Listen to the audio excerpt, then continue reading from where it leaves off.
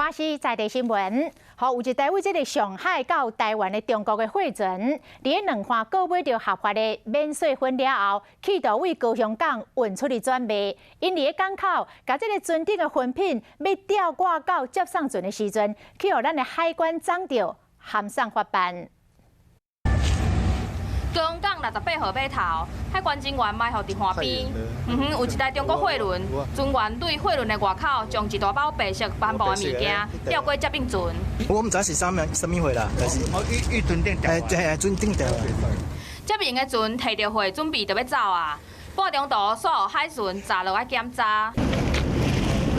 4个乌色塑胶袋内底有包8个纸箱仔，拢总是4000包分，市价超过50万。这些物件拢是要卖出去的。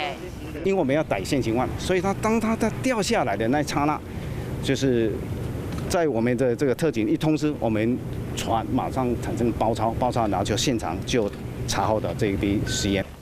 高雄海关表示，这台货轮呐含船长是17个，拢是中国人。